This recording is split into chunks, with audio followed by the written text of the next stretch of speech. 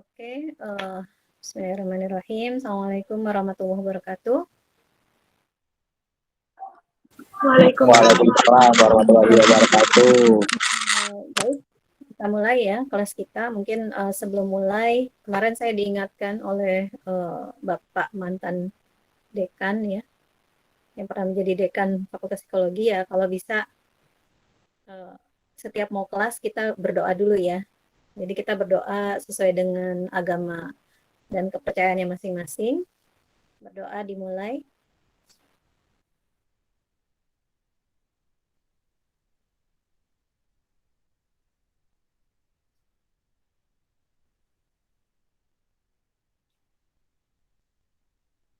Oke, selesai. Baik, gimana apa kabar semuanya? Sehat?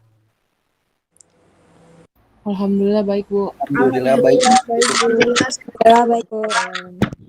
Kita udah 2 pekan ya, baru ketemu lagi. Ya, mudah-mudahan pekan lalu materinya bisa dipahami dengan baik. Ada yang mau ditanyakan dari materi pekan lalu? Tidak terlalu sulit ya, kalau saya lihat materinya. Tidak, Bu. Bisa Ya, Bu, dibaca tidak ada, dulu Bu. ya. Oke, sebentar. Ini ada yang mau masuk. Baik, hari ini kita akan belajar tentang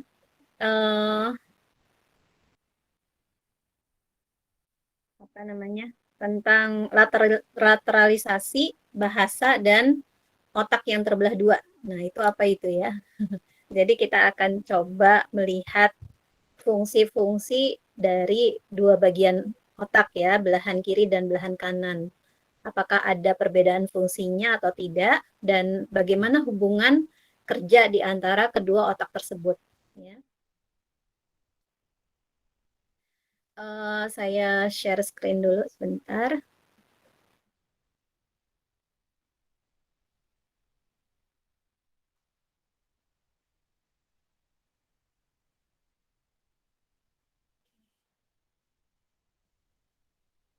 Terlihat ya? Terlihat, Bu. Oke ya.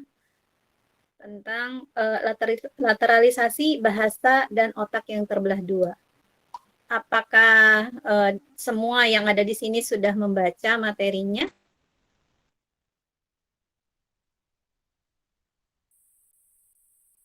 Sudah? Sudah dibaca materinya atau belum? Hah? Baru dikit, Bu. Baru dikit. Kenapa baru dikit? Apakah Baru materinya dikit susah? bacanya, Bu. Enggak, Bu. Sayanya aja, Bu, yang agak males, Bu. Iya. Oke, untuk apa setelah mahasiswa kelihatannya kalian harus berusaha supaya bisa belajar mandiri ya. Karena kebanyakan para dosen itu ya paling hanya memberi materi itu sekitar ya 30%, 40% gitu ya. Selebihnya kalian tuh diminta untuk membaca sendiri sebenarnya. Dan ini juga penting sekali ya. Jadi kalian dari awal mumpung nih masih apa namanya? Masih semester awal ya, baru semester 1 kan ya semuanya. Itu akan sangat penting sekali ketika kalian terbiasa untuk membaca buku ya, terutama buku-buku literatur dan juga terbiasa untuk menulis gitu. Kenapa? Karena nanti ya di akhir semester tuh maksudnya uji apa namanya di tugas akhir ya atau skripsi kalian kan diminta untuk banyak membaca sendiri ya dan juga untuk menulis gitu ya, menulis skripsi. Jadi silahkan dilatih dari sekarang. Kalau ada tugas dari dosen, benar-benar dikerjakan dengan baik, dibaca modulnya, kemudian juga mungkin literatur-literatur yang terkait, ya.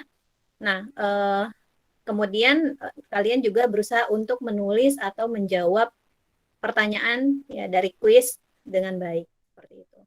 Karena kalau yang namanya belajar itu harus sedikit demi sedikit, nggak bisa langsung brek gitu ya, nggak bisa langsung bisa gitu. Kebiasaan membaca dan kebiasaan menulis itu harus dilatih, ditumbuhkan. Nah, baik kita masuk ke lateralisasi fungsi cerebral.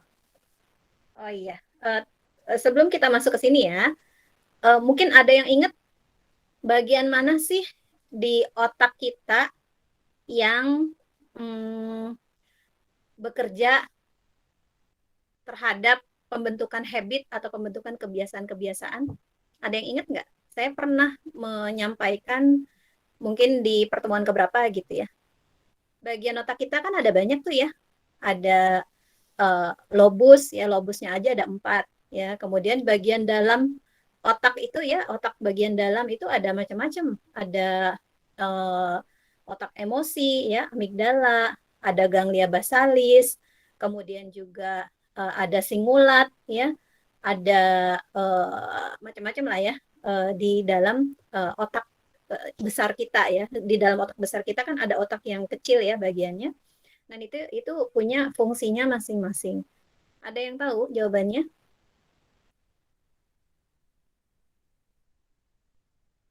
Bagian yang menumbuhkan habit atau bagian yang menangkap kebiasaan-kebiasaan, baik itu kebiasaan baik maupun kebiasaan buruk, itu ada yang tahu? Lupa ya semuanya. Julius tahu nggak, Julius?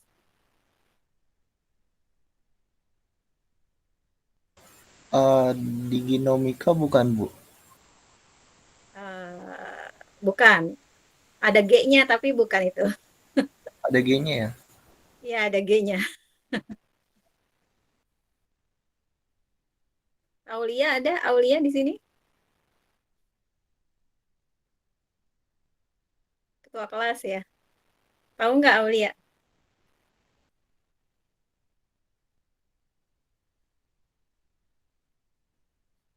Hadir nggak ya? Ya, Bu. Tahu nggak Aulia?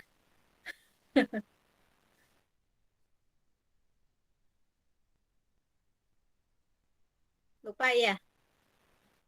Oke, saya kasih tahu ya. Bagian dari otak yang bisa menangkap kebiasaan-kebiasaan kita, apakah itu baik atau buruk, itu namanya ganglia basalis ya. Jadi kalau kalian melakukan atau mencoba melakukan kebiasaan-kebiasaan baik, nah itu neuron-neuronnya itu tumbuh tuh, ada yang tumbuh kemudian menjadi tersambung-sambung, menjadi sinapsnya itu aktif ya, sinapsisnya itu menjadi banyak gitu untuk satu kebiasaan ya. Jadi kalau misalnya kebiasaan membaca dan menulis itu ya, kalau misalnya emang nggak ditumbuhkan atau nggak dibiasakan, maka tuh nggak ada gitu. Jadi kita nggak terbiasa untuk melakukan hal itu dan nggak bisa. Tapi kalau orang yang udah terbiasa, biasanya di dalam ganglia basalisnya itu sudah ada tuh sinapsnya, sel-selnya, sel-sel yang baru ya, setiap kebiasaan baru tumbuh, maka sel yang baru juga akan tumbuh dan bersinapsis ya. Semakin sering dilakukan, maka sinapsisnya juga akan semakin kuat. Dan itu akan menjadi kebiasaan yang terus-menerus gitu. Bagus kalau memang kebiasaan kita baik ya. Kayak tadi misalnya kebiasaan membaca atau kebiasaan menulis gitu ya.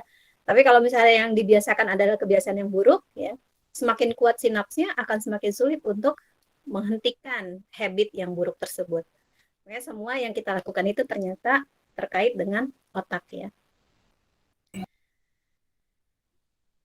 Oke, paham ya? Baik, sekarang apa sih lateralisasi fungsi cerebral? Nah, cerebral itu kan otak ya. Cerebral itu otak besar ya. Nah, apa yang dimaksud dengan lateralisasi? Lateralisasi itu adalah lokalisasi pusat kendali ya untuk sebuah fungsi khusus, misalnya bicara. Nah, ternyata ada lateralisasi ya atau lokalisasi pusat kendali untuk kemampuan kita berbicara. Biasanya yang paling besar, yang paling kuat itu adalah di sisi kiri otak. Meskipun di sisi kanan juga ada. Tapi sisi kiri otak kita itu ternyata lebih kuat ya untuk membuat kita memiliki kemampuan berbicara. Di Dex ya, di tahun 1836 dia seorang dokter ya, di antara 40 pasien dengan kerusakan otak dan masalah bicara yang ditemui selama karirnya, tidak satupun yang mengalami kerusakan yang terbatas pada hemisfer kanannya.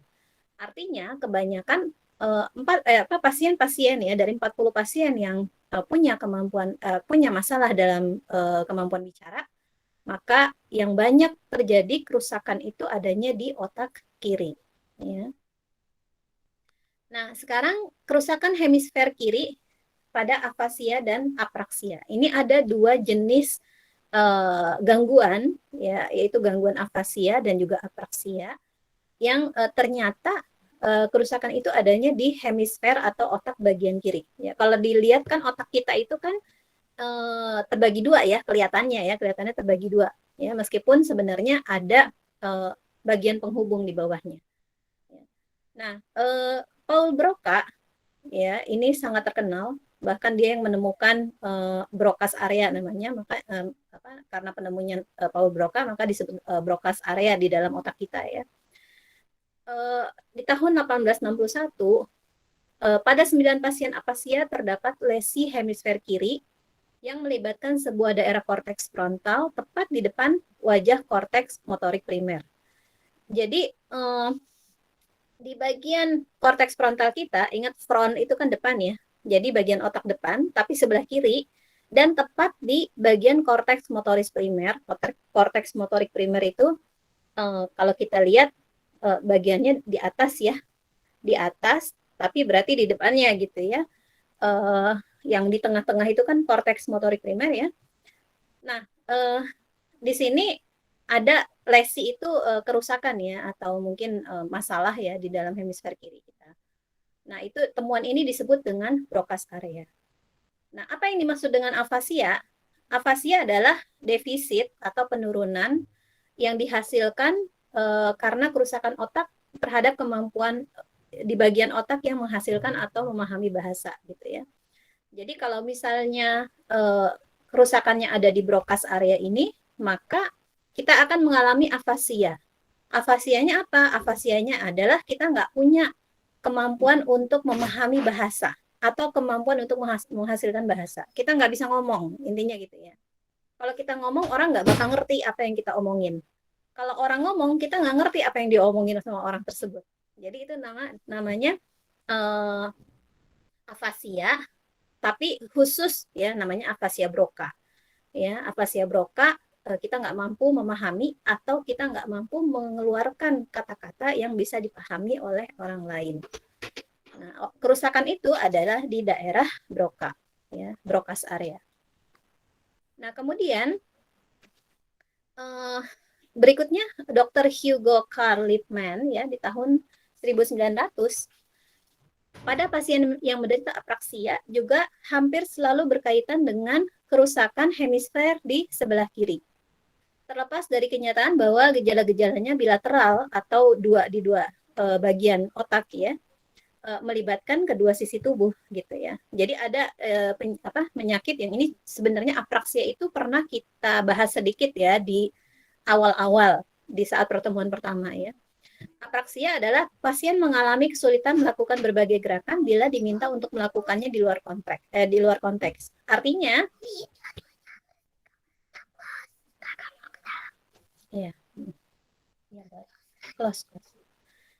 Nah, jadi apraksia itu ya, kalau misalnya seseorang diminta untuk membayangkan dia melakukan gerakan tertentu dan dia diminta untuk melakukan gerakan itu, maka dia nggak bisa melakukan.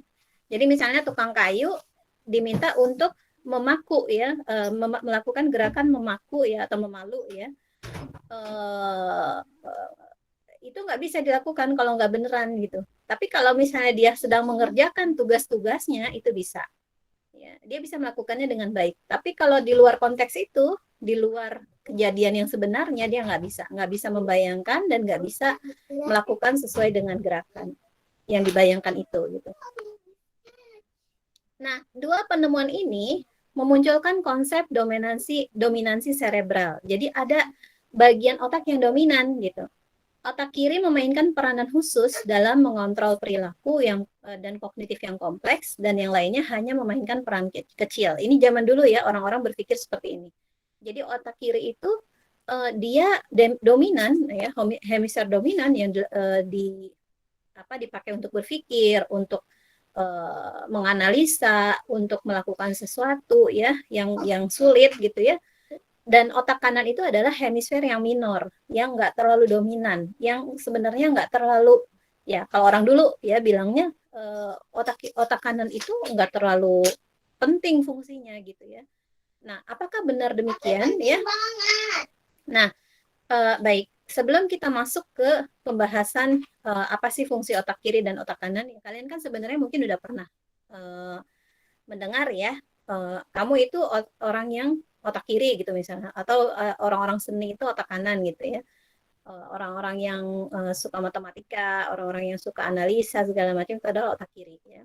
Nah, tapi apakah itu benar ya? Kita akan lihat. Dulu ya sering diadakan tes-tes tentang apa namanya lateralisasi cerebral. Maksudnya fungsi-fungsi yang membedakan antara cerebral kiri dan cerebral kanan. Ini ada tes-tesnya. Nanti kalian silahkan baca sendiri ya. Tes-tesnya ini ada di modul ya. Nah, sekarang hubungan lateralisasi otak dengan handedness ya. Handedness itu maksudnya apakah kalian lebih cenderung memakai tangan kanan atau tangan kiri ya. Di sini hampir semua pasien dekstral yang dia dominan tangan kanan ya, tanpa kerusakan hemisfer kiri di awal, memiliki spesialisasi hemisfer kiri untuk bicara 92%. Jadi kemampuan kita yang orang-orang yang dominan kanan ya, itu spesialisasi hemisfer kirinya ya untuk berbicara itu sekitar 92%. Lumayan sangat tinggi ya, 90%. Nah, sebagian besar pasien kidal ya, orang yang kidal ya dan ambidextrous yang mampu menggunakan dua tangan dengan sama baik tanpa kerusakan hemisfer kiri ya, memiliki spesialisasi hemisfer kiri untuk bicara sebesar 69%. Jadi kalau kalian orang yang kidal itu kemampuan bicaranya 69% gitu. Tidak setinggi orang yang memakai tangan kanan ya. Nah, kerusakan hemisfer kiri pada usia dini mengurangi spesialisasi hemisfer kiri untuk bicara pada pasien kidal dan ambidextrous. Jadi kalau misalnya ada kerusakan di hemisfer kirinya di bagian otak sebelah kiri, maka kemampuan bicaranya akan jauh menjadi lebih rendah. Yang tadinya cuma 69%, maka dia akan menjadi lebih rendah lagi. Nah, sekarang perbedaan jenis kelamin dengan lateralisasi otak. Ada nggak sih perbedaan antara jenis kelamin dengan otak yang dominan ya? Apakah perempuan lebih dominan otak kanan atau laki-laki lebih dominan otak kiri gitu ya? Nah, ada yang mau nanya ya? Take care of Kitty while I go to the bathroom. Oke, silakan Natasha. Natasha mau nanya?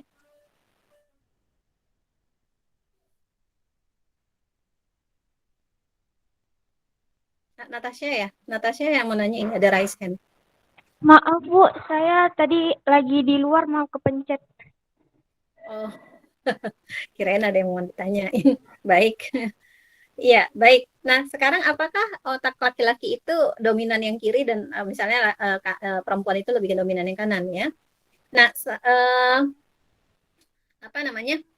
maksudnya lebih terpisah gitu ya, lebih terpisah. Lateralisasi artinya pemisahan yang jelas otak kiri atau otak kanan, atau dua-duanya dipakai gitu ya. Nah, di sini otak laki-laki lebih terlateralisasi daripada perempuan katanya. Jadi otak laki-laki itu ternyata fungsi-fungsi otaknya lebih terpisah gitu ya dibanding dengan perempuan. Nah, kemudian perempuan itu dibanding laki-laki menggunakan kedua hemisfer dalam melakukan tugas-tugas terkait bahasa. Ya. Sedangkan Sommer ya di tahun 2004 ya, ini penelitian lain tidak menemukan efek signifikan jenis kelamin pada lateralisasi bahasa.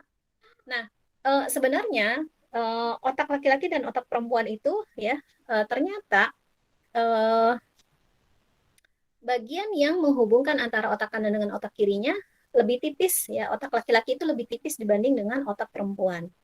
Karena itu otak laki-laki itu lebih terlateralisasi. Artinya kemampuan laki-laki untuk memfungsikan dua bagian otaknya secara berbarengan itu lebih sulit dibanding dengan perempuan. Ya, itu makanya kenapa laki-laki itu lebih sulit untuk multitasking ya. Kalau perempuan itu multitasking karena memang cepat sekali ya antara laki-laki dengan apa namanya karena korpus kalosumnya ya bagian yang menghubungkan antara otak kiri dengan otak kanannya itu tebal, maka eh, apa eh, bagaimana dia menghantarkan informasi dari otak kiri dengan otak kanan atau sebaliknya itu lebih cepat gitu. Jadi makanya kalau perempuan itu katanya lebih multitasking dan juga yang tadi ya terutama dengan terkait tugas-tugas terkait bahasa ya itu juga katanya perempuan itu kan lebih menggunakan dua hemisfer. Ya, jadi kalau perempuan itu lebih kuat ya kemampuan bahasanya ya lebih cerewet, lebih bawel gitu ya. Mungkin itu karena uh, bisa disebabkan karena tadi ya karena korpus kalosumnya juga lebih tebal seperti itu. Nah, otak yang terbelah dua. Ini baru kita bahas tentang korpus kalosum ya. Korpus kalosum adalah bagian otak yang tepat berada di bawah kedua hemisfer. Nah, pada tahun 1930 sampai 1940 ya penelitian-penelitian tentang korpus kalosum itu mungkin nggak terlalu menemukan apa sih fungsinya gitu ya. Nah, kemudian tahun 1953 ada eksperimen nih, eksperimennya eksperimen kucing Myers dan Sperry ya. Di situ salah satu fungsi korpus kalosum adalah untuk mentransfer informasi yang dipelajari dari satu hemisfer ke hemisfer lainnya. Yaitu dari hasil eksperimen kucing Myers ini ya. Nah, bila korpus kalosum dipotong, ya bagian tengah di bawah itu dipotong, masing-masing hemisfer dapat berfungsi secara independen. Ya, dan dia juga dapat mempelajari tugas-tugas sederhana secepat bila dua hemisfer bekerja bersama-sama. Tapi itu untuk tugas-tugas sederhana. Kalau tugasnya lebih sulit, maka akan lebih sulit untuk bisa menyelesaikan tugas tersebut dengan baik karena tetap harus ada kerjasama antara kedua belahan otaknya. Nah, kemudian ada komisrotomi pada penderita epilepsi. Ya. Awal tahun ke-20 ya, awal abad ke-20 diketahui bahwa epileptic discharge ya atau apa namanya gangguan epilepsi ya kalau misalnya ada serangan ya seringkali menyebar dari satu hemisfer kiri ke hemisfer lainnya melalui korpus kalosum. Jadi kalau ada orang yang memiliki masalah epilepsi ya itu kadang-kadang ya serangan listriknya itu bisa menyebar karena adanya korpus kalosum. Nah, kemudian ada salah satu apa namanya waktu itu salah satu jenis pengobatan dengan operasi pemotongan korpus kalosum ya untuk mengurangi tingkat keparahan konvulsi tadi ya serangan listriknya dan juga membatasi konvulsi di hemisfer asalnya. Tapi ternyata apakah itu bisa efektif gitu ya? Nah, berarti kan kalau dilihat karena korpus kalosumnya dibuang, maka brainnya itu udah split ya, benar-benar terpisah gitu ya kerjanya. Nah, di sini apa efeknya gitu ya? Nah, di sini pasien split brain tidak dapat menyebutkan objek yang ada di tangan kirinya. Jadi, kalau misalnya kita memegang objek di tangan kiri, maka harusnya ya kan dengan teori bahwa otak itu kerjanya apa namanya cross ya. Jadi kalau yang otak kanan dia akan memegang fungsi-fungsi bagian tubuh yang di sebelah kiri ya. Kemudian yang otak kiri akan memegang fungsi-fungsi bagian tubuh yang sebelah kanan. Nah, kalau misalnya kita pegang sesuatu di sebelah kiri, maka otak kanannya itu mungkin dia kan ini ya apa namanya bisa membayangkan benda apa yang sedang dipegangnya tersebut.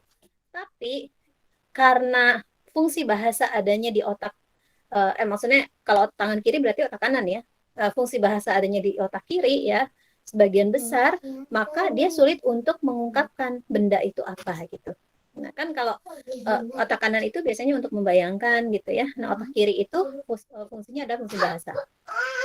Lalu adanya cross cueing, ada rute khusus untuk komunikasi antar hemisfer melalui batang otak. Tapi tentu saja meskipun ada cross cueing, ini tidak sebaik si korpus kalosum ya kerjanya gitu ya. Karena corpus callosum langsung bisa menghantarkan dua bagian otak dengan baik ya. Kalau cross cueing mungkin dia lebih sederhana ya fungsinya dibanding dengan corpus callosum. Lalu masing-masing hemisfer pasien split brain mampu mempertahankan sebuah fokus perhatian yang independen ya. Nah, kemudian tetapi terjadi dui fungsi mental dan konflik yang dialami oleh pasien split brain.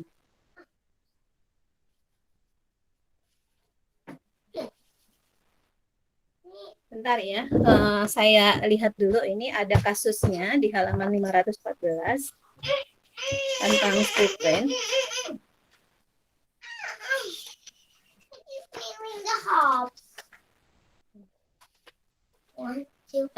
Di sini Peter ya, kasusnya si Peter.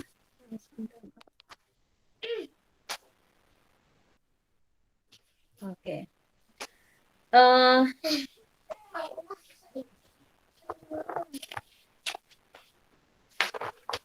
Ya, jadi si Peter ini pada umur 8 tahun ya, Peter mengalami kompleks partial seizures ya. Jadi apa namanya serangan epilepsi ya. Lalu obat anti-epileptik tidak efektif dan pada usia 20 tahun dia menjalani komisrotomi ya. Tadi pemisahan otak ya. Yang banyak memperbaiki kondisinya tetapi tidak sepenuhnya memblokir seizure-nya. Nah, tes sodium amital yang diadministrasikan sebelum operasi menunjukkan bahwa hemisfer kirinya dominan untuk bahasa. Ya, jadi dia memang orang kanan ya, maksudnya dia aktif ya tangan kanannya dan hemisfer kirinya dominan bahasanya. Setelah operasi, perilaku hemisfer kanan Peter yang independen membandel, ya. Otak kanannya membandel, kadang-kadang nakal sering membuat hemisfer kirinya sangat frustasi. Hemisfer kirinya mengeluh bahwa tangan kirinya ingin mematikan acara televisi yang sedang ditonton. Tangan kiri berarti kan otak kanan ya. Bahwa tungkai kirinya, otak kanannya lagi, tidak mau berjalan ke arah yang diinginkan. Dan bahwa lengan kanannya, ya otak kirinya, kadang-kadang melakukan tindakan yang memalukan dan tidak dapat diterima secara sosial, misalnya memukul seorang kerabat. Ya, ternyata otak kiri itu kan ada ya sangat berhubungan dengan bukan cuma bahasa aja, tetapi juga ternyata dengan nilai-nilai moral gitu ya, dengan empati ya, terutama di prefrontal cortex ya. Di laboratorium hemisfer kirinya Peter kadang-kadang menjadi marah kepada tangan kirinya, memaki-maki, memukul dan mencoba memaksa dengan tangan kanannya untuk melakukan apa yang diinginkan oleh hemisfer kirinya. Ya, seperti itu. Jadi ini ada dui fungsi mental ternyata. Yang satu hemisfer kanannya pengennya begini ya, otak kanannya pengennya begini, otak kirinya pengennya yang berbeda gitu, sehingga dia menjadi konflik ya di dalam dirinya.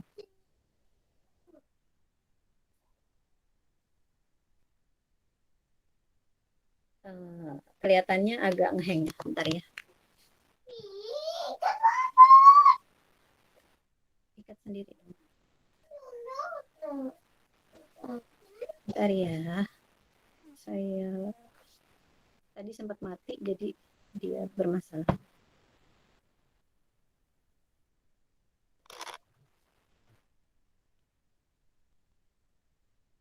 Oke, ini udah ya. Nah, sekarang perbedaan fungsi hemisfer. Ada pandangan umum yang perlu diperbaiki ya. Untuk banyak fungsi, sebenarnya tidak ada perbedaan substansial di kedua hemisfer. Dan bila ada perbedaan itu cenderung berupa bias kecil yang condong ke salah satu hemisfer, bukan perbedaan absolut. Ini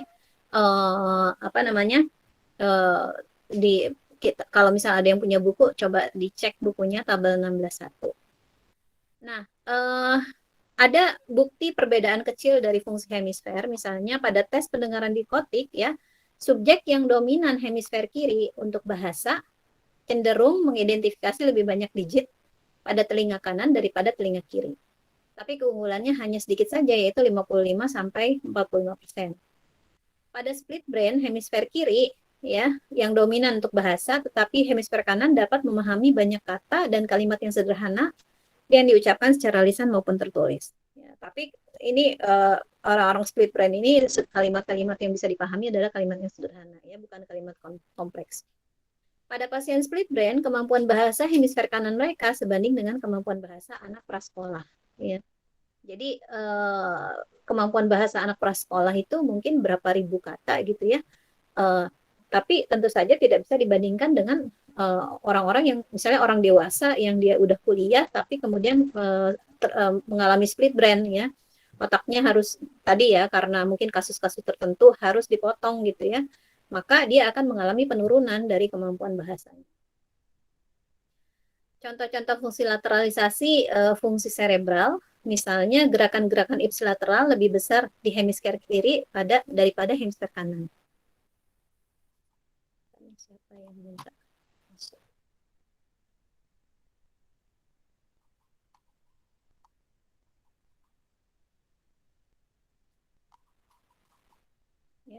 Kemudian hemisfer kanan lebih unggul dibanding hemisfer kiri dalam mengerjakan beberapa tes emosi ya.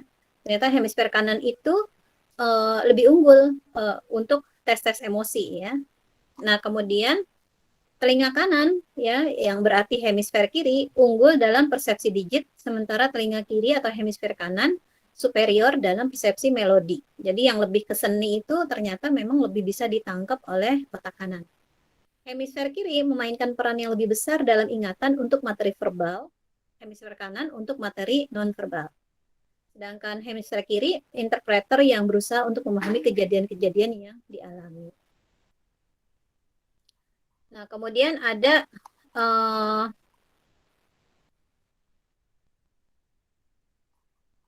kalau misalnya di sini ya,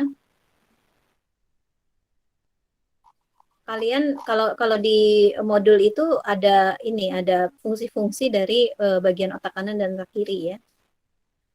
Nah, teori-teori lateralisasi fungsi cerebral, teori analisis sintesis yaitu hemisfer kiri beroperasi dengan cara yang lebih logis dan analitis, sedangkan hemisfer kanan memperoleh informasi secara gestalt atau keseluruhan. Ya. Nah, kemudian teori motoris, hemisfer kiri terspesialisasi bukan untuk mengontrol bicara itu sendiri, tapi untuk mengontrol gerakan-gerakan halus yang bicara merupakan salah satu kategorinya. Ya, jadi kalau misalnya kita ngomong ya, itu adalah gerakan motorik halus. Ya, kayak misalnya kita menulis, ya itu juga motorik halus. Tapi kalau menulis kan motorik halusnya berarti dia mengatur yang ada di jari ya. Tapi kalau yang kalau berbicara berarti yang mengatur kemampuan bicara yang ada di mulut. Ya. Kemudian teori linguistik, peran utama hemisfer kiri adalah untuk bahasa. Kemudian ada lokalisasi kortikal bahasa di sini ya. Sebuah daerah kecil di porsi interior korteks prefrontal ya, bagian kiri adalah pusat produksi bicara atau broadcast area. Tadi ya, kalau misalnya kita mau ngomong sesuatu ya, atau memahami sesuatu, ini adanya di broadcast area ini. Program-program artikulasi ini disimpan di daerah sini ya. Nah, kemudian daerah bahasa yang kedua adalah daerah kortikal komprehensi bahasa yang disebut dengan Wernicke area ya. Lesi pada area Broca menghasilkan sindrom afasia yang gejalanya bersifat ekspresif.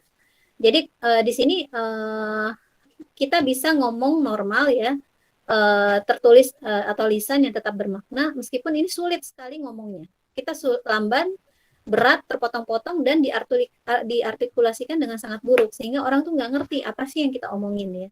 Jadi kalau misalnya ada orang mungkin ya terkena stroke ya, kemudian dia sulitan untuk ngomong atau kalau ngomong pun jadi sangat sulit sekali, lamban, kemudian lafalnya itu nggak jelas, maka dia terkena afasia Broca. Lalu ada juga yang namanya Wernicke ya, afasia Wernicke ya, lesi pada area Wernicke ya, menghasilkan sindrom afasia yang bersifat reseptif. Ya, jadi di sini komprehensi bahasa tulisnya dan lisan dan pembicaraan yang tanpa arti ya, dia bisa ngomong dengan jelas lancar tapi nggak ngerti, orang-orang nggak paham gitu dia tuh ngomong apa sih sebenarnya gitu. Jadi dia masih mempertahankan struktur, ritme dan intonasi bicara normal tetapi superficial ya. Apa yang diomongin tuh mungkin banyak gitu ya tetapi tidak bisa dipahami ya.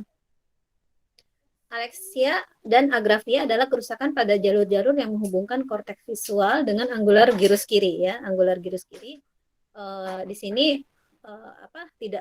ketidakmampuan untuk menulis ya. Kemudian juga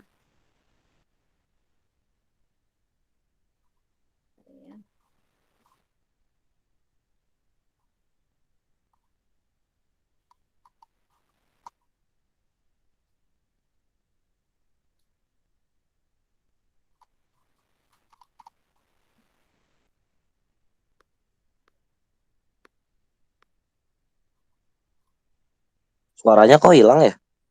Bu, oh ya maaf Bu. maaf. Nah, Ya. di sini ada model Wernicke-Gueswin ya. Di sini kalau misalnya terkena afasia Wernicke ya, ketika sedang berbicara ya,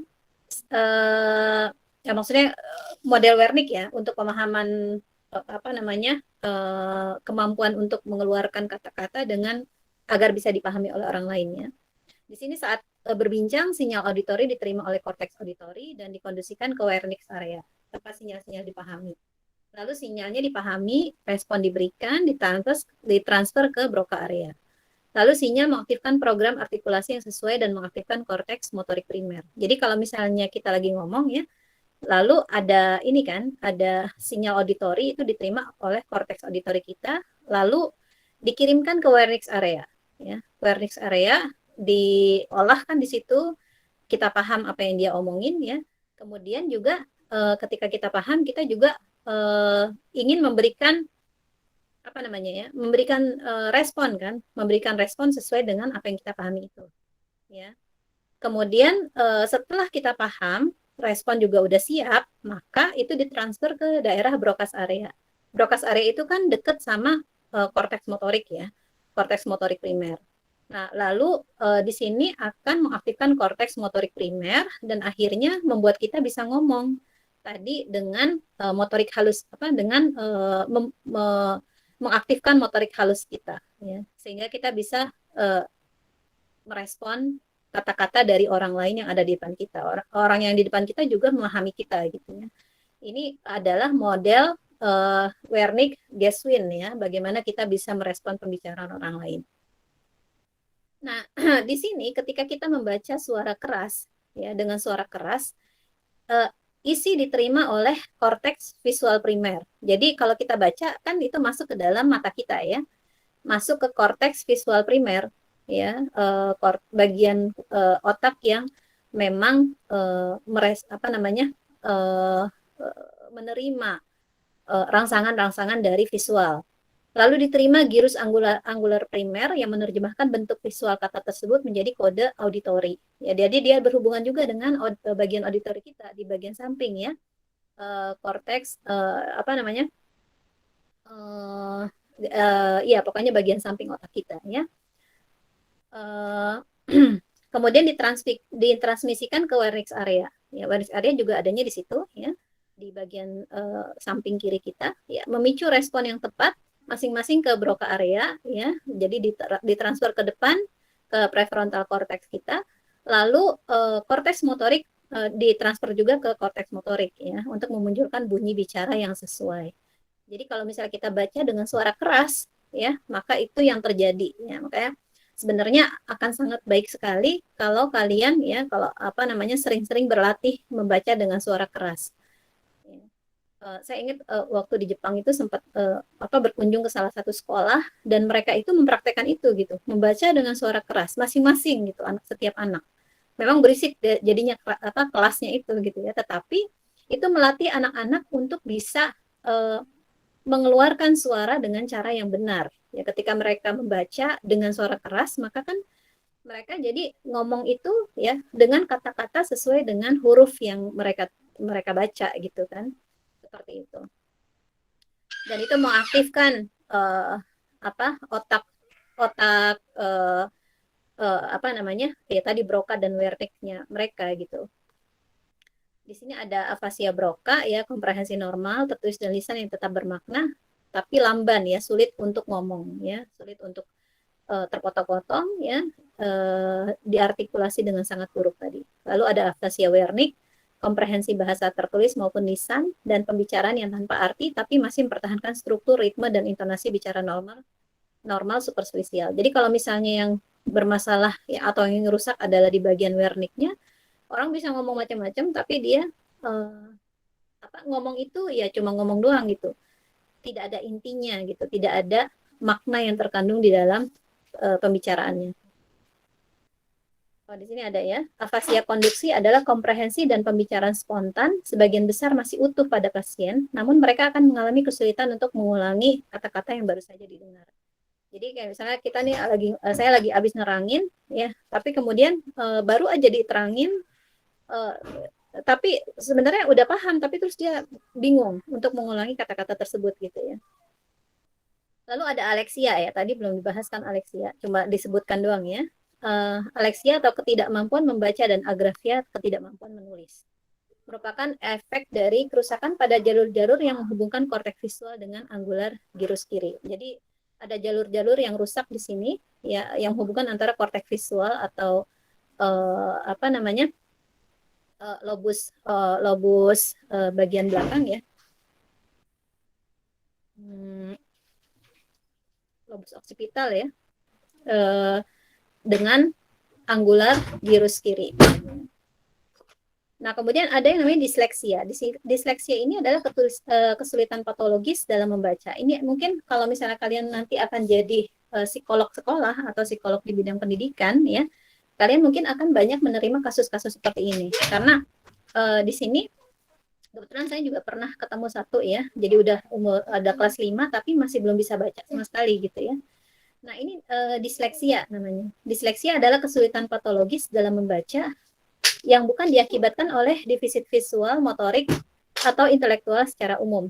Jadi nggak ada masalah di matanya, nggak ada masalah kemampuan motoriknya gitu ya. Atau intelektualnya juga sebenarnya IQ-nya sama gitu dengan anak-anak yang lainnya. Tapi yang bermasalah adalah di bagian otaknya gitu ya. Developmental dyslexia atau disleksia perkembangan yang menjadi kasat mata ketika anak belajar membaca. Berarti dia memang ada ya kerusakan di bagian otak dan ini membuat dia sulit untuk belajar membaca. Lalu ada yang namanya acquired dyslexia atau disleksia ya, atau disleksia yang didapat. Ya, di sini disebabkan oleh kerusakan otak pada individu yang sudah bisa membaca. Jadi kalau misalnya di jalur-jalur dia terkena kecelakaan gitu ya, atau otaknya rusak di bagian tertentu yang tadi udah di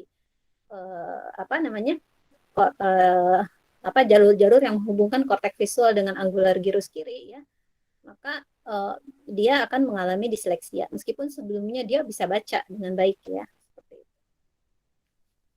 Oke, ini kuisnya silahkan dikerjakan secara kelompok dan dikirimkan ke ketua kelas masing-masing ya, seperti biasa. Dan mohon maaf tadi ada yang nanya kenapa absen saya kosong gitu ya, karena memang saya belum absen ya.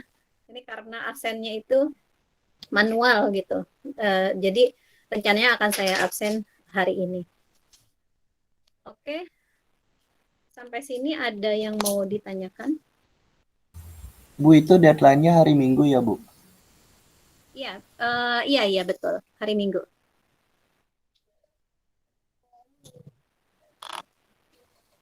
Oke. Baik, Bu, terima kasih. Ibu mau nanya dong. Ya, baik, silakan. Itu yang disleksia itu saya pernah lihat gitu, Bu. Ada terapi khususnya gitu kan, biar dia bisa lebih baca gitu loh.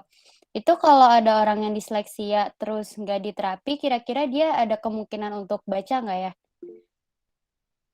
Iya, jadi memang ada terapi khusus untuk penderita disleksia ini ya. Jadi biasanya orang yang menderita disleksia dia sulit untuk membedakan kanan kiri ya, atau atas bawah gitu ya.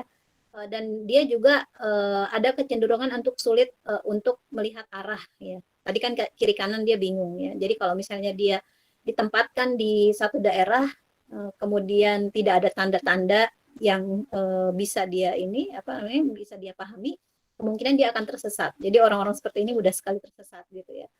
Nah, makanya orang-orang yang menderita disleksia ini diajarkan dengan cara yang lebih variatif dengan menggunakan seluruh panca inderanya. Jadi ada sentuhan, kemudian gerakan gitu ya.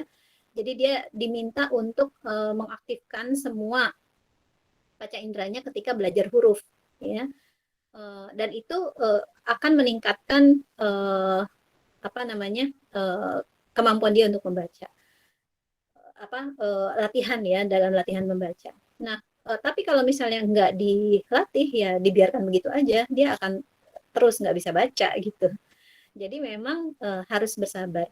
Nah, masalahnya tadi ya, kalau orang yang terkena disleksia itu kan bukan bermasalah di bagian otaknya gitu. Maksudnya secara intelektual mereka nggak ada masalah sebenarnya. Cuma karena ada kerusakan di bagian khusus ya, yang tadi otak yang menghubungkan antara visual dengan girus tadi ya, maka akan sulit untuk dia mengenal huruf-huruf tertentu gitu. Atau kadang-kadang dilihat seperti melompat-lompat hurufnya gitu ya, nggak jelas gitu, seperti itu. Oh, Gitu jadi ya. walaupun nggak kayak ke terapi khusus yang ada di rumah sakit, asalkan dilatih sama orang sekitarnya gitu misalnya, walaupun lebih lambat, ada kemungkinan dia bisa mengikuti juga ya, Bu? Pertama harus diketahui dulu tingkat kerusakannya seperti apa, dan kemudian baru akan dibuat ya, disetting ya, bagaimana pola pengajaran yang baik sesuai dengan kebutuhannya gitu. Oh, oke Ibu, terima kasih. Iya, sama-sama. Ada kamu pernah kenal anak yang kesulitan ini? Ada Ibu. Ya, sebaiknya dibawa ke lab ya, kemudian diperiksa. Nanti akan dibuat model terapinya gitu. Oh, iya Ibu. Sebenarnya cuma dari baca buku aja sih Bu tentang orang disleksia gitu, jadi saya penasaran. Oh iya. Gitu. Ya, terima kasih kembali ya Bu. Ya, sama-sama. Baik. Ada lagi yang mau ditanyakan? Maaf, Bu. Mm-mm. Penyebab disleksia tadi kan kerusakan otak yang menghubungkan apa ya, Bu? Nah, ini tadi ya, tadi adanya di daerah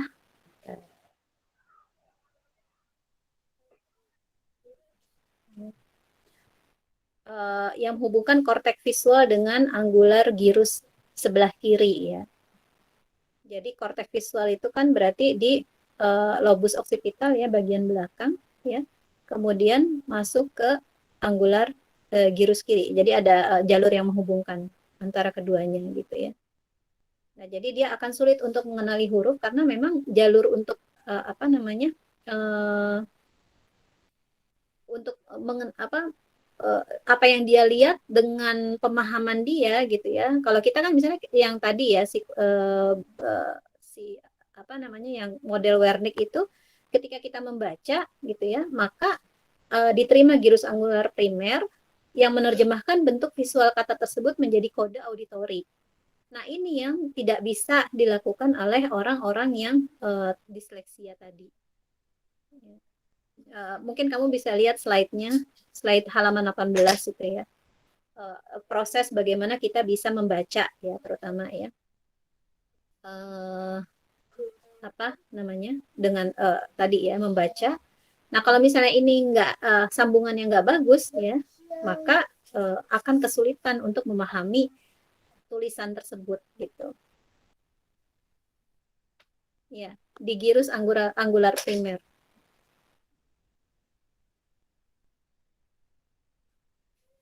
Ya, Raihana. Baik, Bu. Terima kasih, Bu. Oke.